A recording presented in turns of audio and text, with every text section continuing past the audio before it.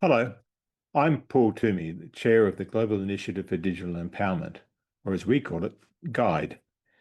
GIDE is a grouping of about 150 international experts from a wide range of backgrounds, all dedicated to the same thing, trying to put the human, the person at the center of digital governance.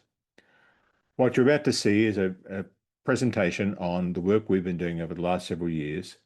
It's a presentation by myself and my co-chair, Professor Dennis Snower, but it is work of a collective, of a group of people who've been really thinking deeply about this problem.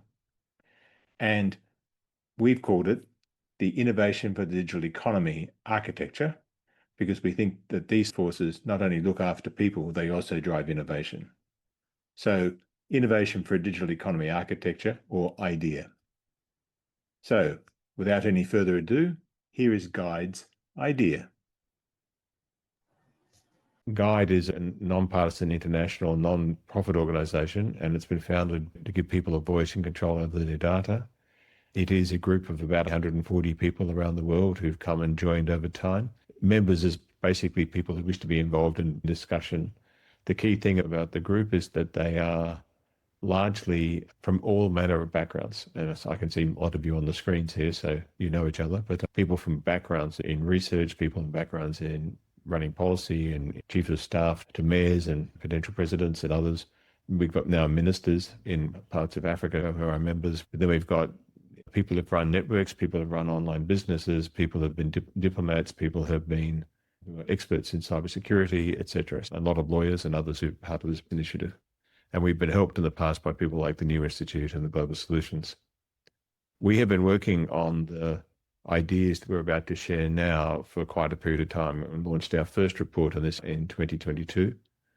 And in a period between 22 and 24, spent a lot of time in discussions, particularly in Brussels, about what this would mean in the European context.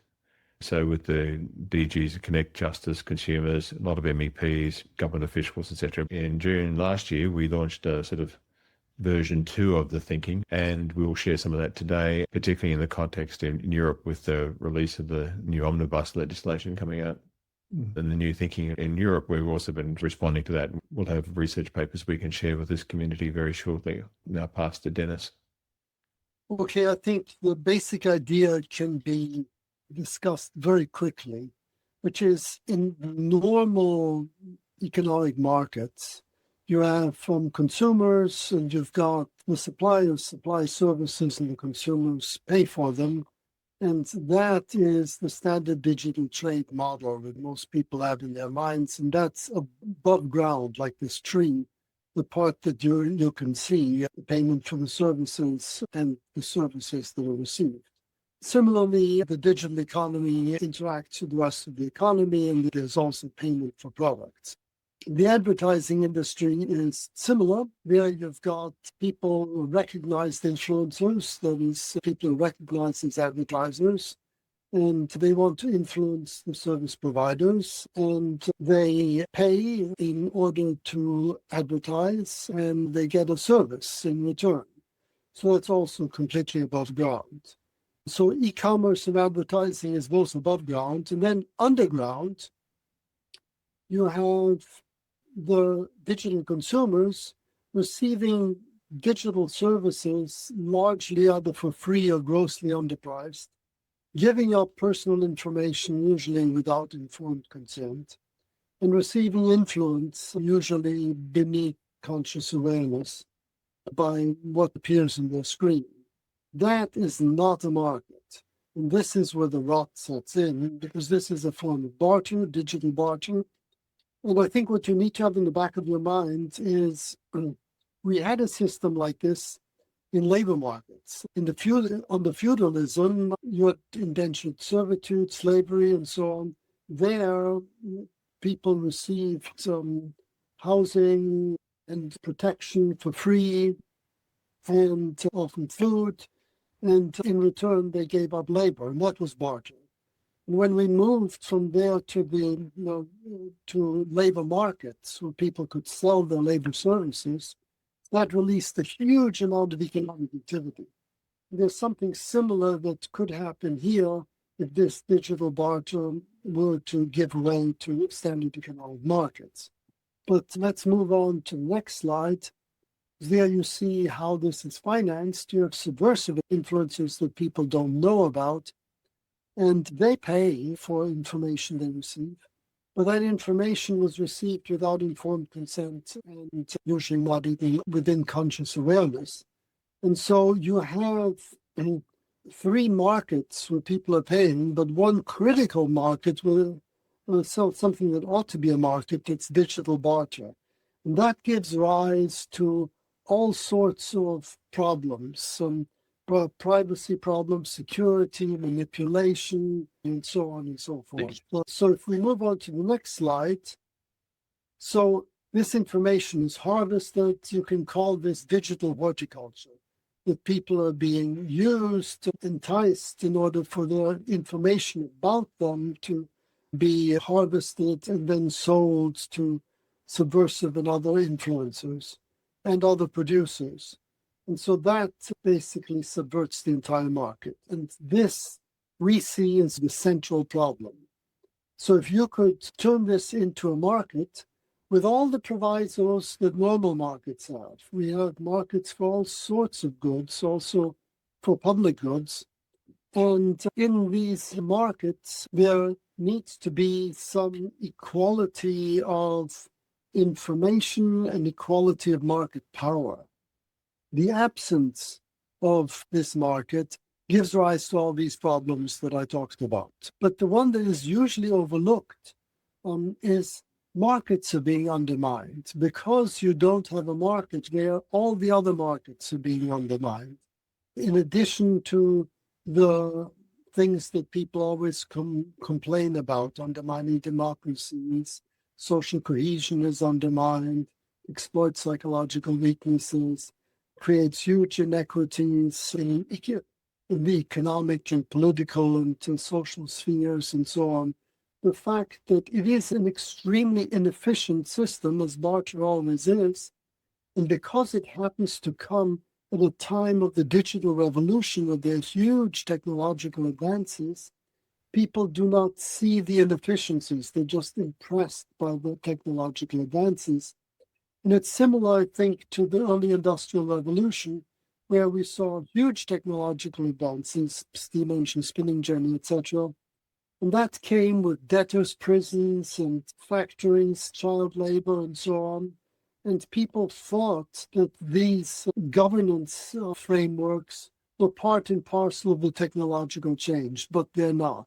And something similar is going on here.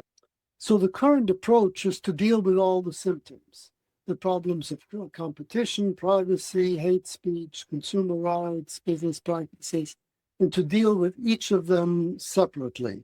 And so that's looking at debtors' prisons and child labor and saying the children need to be treated more humanely, and prison people shouldn't go to prison for debts without recourse, and so on and so forth. And by looking at the symptoms, you don't achieve the result. The result that we want is empowering digital consumers to get control over their personal data within obviously standard legal constraints, and to use that control to sell their data where they wish to partake in markets, give the data away where they don't, or exchange it in kind, but at least have some parity with the digital service providers. And that can only be done through representatives. Thank you, Dennis. One of the things that I've always found resonates for me in this dialogue we've had as a community is, in part of my previous life, I was the senior official in Australia for all information economy issues and had to take things through cabinet and through parliament. And so the point that Dennis was just making about dealing with the symptoms and doing them through legislation, I know how hard it is to get something through parliament. I know how much work needs to be taken place. And so I don't think we're against at all the idea of the role of the state and the role for legislation and rules and rights applying to markets. That's what modern markets require.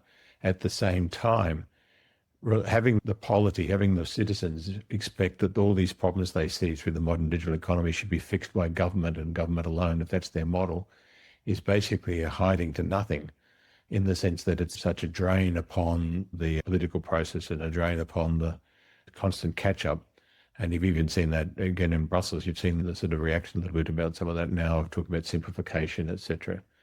So one of the key aspects of making things simpler at the national and international public policy side is where can we rely on markets to achieve a lot of these objectives and address a lot of those concerns in a way that then there is a role for the state, but that role is clearer and somewhat simpler. And we've seen a lot of that in physical goods and physical good markets. Why can't we see the same thing now in data markets?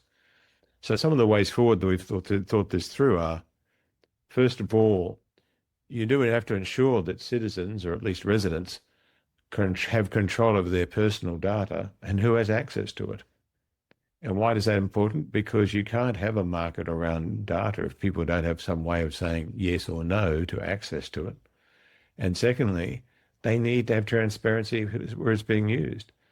Dennis talked earlier about just the vast amounts of data being harvested, and many of us know, but what many of us don't know is where that data ends up and where it gets shifted to and who else gets it and how it gets used. And it's not only lack of transparency what data gets harvested in the first interaction, there's no transparency at all what happens to the data over the lifetime. So that's the first point we say is very important. Secondly, citizens should have the ability to negotiate the terms under which that data gets used. They have the rights to do that in terms of how their labour gets used. They have the terms in terms of how their image gets used, a lot in simple terms often. But how do you do it in terms of the ability to negotiate the terms under which that data gets used? And to do that, you have to have some degree of responsibility on the consumer to ensure that what we call key personal data, the sort of data that would be involved in any initial contractual reaction, the sort of thing governments try to collect for various purposes, the things that get a business process started, so not so much the inferred data about people, but the accurate data, something that can be authenticated by a third party. Consumers really should have an obligation in there to make certain that data is authenticated and is accurate. And there's all sorts of parts of the market where that happens now. The domain name system is a good example. If you go to get a domain name, you're actually required to update your information about that domain name every 12 months with your registrar because there's know your customer requirements, etc., and intellectual property protection issues within the domain name system.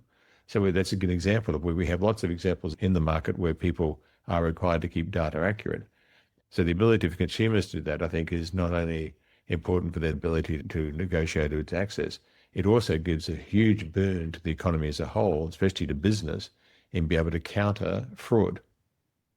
To the ability then to negotiate in a world where we have massive corporations and individuals interacting with them, I think what the experience has been, you can have all the rights in the world, and the rights are very important, but if you haven't got some practical mechanism whereby you get some scale to negotiate and get some change, you're in a very difficult situation.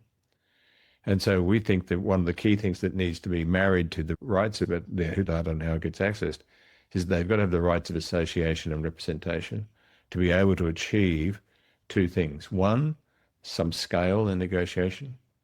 And secondly, then to have access to skilled professionals who can actually come and tell them how those data markets work and give them advice as to what would be good and not to be good. And that we've seen examples of this in other industries, and particularly the rise of the financial services industries. Advice around savings for retirement is an example where there's a whole body of people that move in various parts of the world who are your representative, they are your fiduciary. They give you the advice as to how those markets work and how you would make your decisions about your needs. And so the rights of association and the rights of access to skilled professionals as representatives we see as a key part of making this market move more into balance of power. We also think that what's important as well is that there should be fiduciary obligations on data operators, people who are data aggregators, that data should be used in the best interest of data subjects. We've had for hundreds of years in the offline world that sort of responsibility where there's an asymmetry of power between somebody who collects data on an individual and somebody who uses it. Doctor, patient, psychiatrist, rabbi and a member of the synagogue, civil servants and citizens, where if there is an asymmetry, the basic rule has been the data should be used in the best interest of the data subject. And there's lots of examples around the world of those sort of instances. We're saying the same things really should apply online.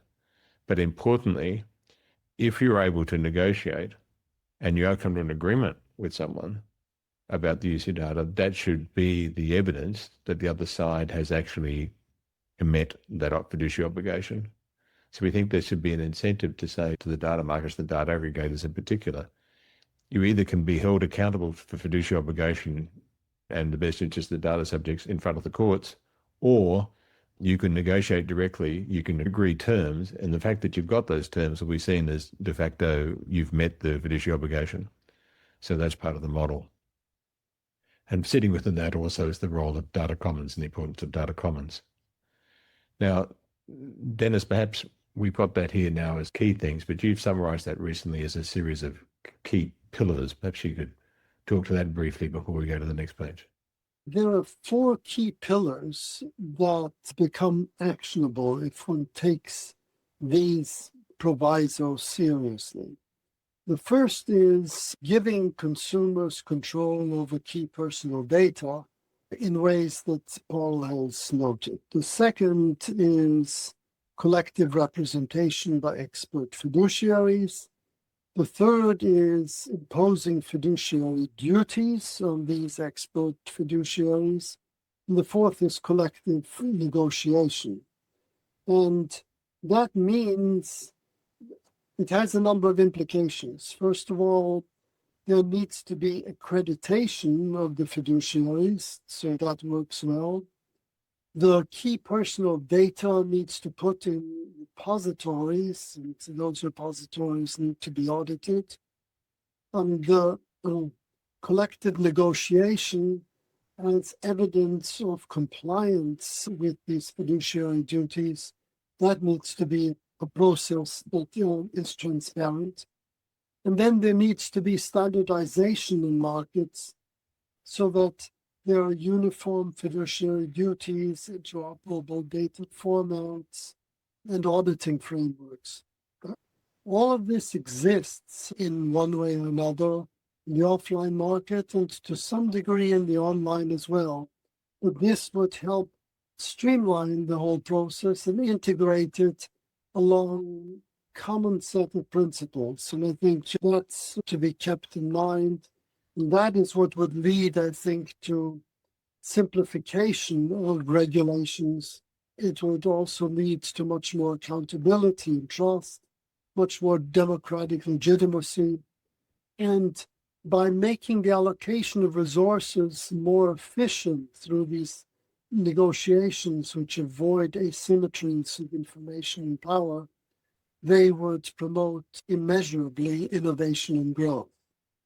So the 4 pillars are control over key personal data, collective representation by key expert fiduciaries, imposing fiduciary duties on them, and collective negotiation. And perhaps I'll share now a few more slides, but I'll go through them very quickly, where we talk about the fact that this will then potentially result in a form of an ecosystem where we expect the consumer plays a role, the fiduciary advisor plays a role. There is a place where the data itself is held, and we call it a data registry. We are neutral about where those data registries are. In some markets, the economics has rewarded large data, specialized large iron that manages this. In other places, there's a lot of emphasis for political and other reasons about distribution. So this could be all distributed and actually controlled out of your phone. And we don't take a position on that. We just think that the key thing about the data repositories is that the transfer then to the businesses and others interacting needs to be exceptionally speedy. It needs to be the sort of machine-to-machine coded interactions that allow lots of the e-commerce environment to work now, such that this is not an environment where people are sitting there clicking their phone saying, yes, or I agree to this cookie, or I don't agree to this cookie. It's not that sort of interaction. This is, I think about this once a year. I talk to my fiduciary advisor. We come to decisions about what sort of mixes of data I'd like to share and what circumstances with what sort of people. It gets put into code sitting on my repository. And then the digital economy interacts with my profile that I have established. It knows what the rules are. It makes the transfers. It operates under smart contracts. And all of this happens in a very quick way. It's the way in which much of the share market systems work, the banking systems work, the travel agencies and the travel systems work. This isn't new stuff, but it is bringing a new way of taking those sort of rules and bringing it into a new aspect. And as I said here, there's multiple technologies exist to support these data flows, and we don't think policymakers need to decide it. In Europe, and it's just a small example, there are quite a number of players who are involved in this already. And so it's just pointing out that there's an activity here already in the European space. And indeed, we'll be hearing from one of these intermediaries, Fair is Fair, in our next seminar. Many people could be involved as intermediaries. And so just to give it an example, again, in Europe, just to give it, but to be true in any other market, lots of people who are presently playing the role of giving advice to consumers who've got large-scale systems from the telcos through to collection agencies to domain name registrar, etc. All of these sorts of relationships and that sort of role of giving advice to their customer base, who could well find that extending that capability is something naturally they could do. So this innovation of it, who could be involved, how it would work, who would find this attractive, we think there's many aspects here that would generate new business opportunities to really work towards this alignment of markets and incentives. You might say, what's the point of sharing information and data, and how does that work? To come to Dennis's point about you create new innovation and new growth when you have markets, look at what's happening in the commercial environment now. In the commercial environment, in businesses, the impact of agentic AI, where businesses are taking their own data and using AI to find more ways of getting value out of that data, you can find indicators of where that value can be captured now and is being reckoned. One of the good cases, again, in Europe, is the software company SAP, which has got a very extensive program on agentic AI in its business base. And if you were to look at its share price, it is a great indication, and you listen to the reports, into their annual reports, the growth for SAP has all come from being able to bring this agentic AI down into its customer base and leverage the records they have. And so you can just see in the market value of one company in Europe, this is an indication of the value of data. And if this is the case for businesses, it could well be the case for individuals. But we've got no way of measuring it at the moment because we don't have a market. We've got a barter system. One of our members is an ethicist, Simon Longstaff, who makes an important point, I think, looking forward. As the economic value of labour is reduced due to robotics, etc., there is going to be a shift to asserting equivalent economic value of personal information. Once personal rights associated with data shift from being privacy rights to economic rights, democratic governments will find it impossible to resist the pressure from their citizens to give legal effects to those rights. So we think a lot of what we're seeing, and people say, what does this mean about AI and robotics, etc.? At some macro level, it means consumers are going to be focusing more upon where's the value for them in such an automated environment. So we'll finish there now. We'll share some emails if people want to follow up on that.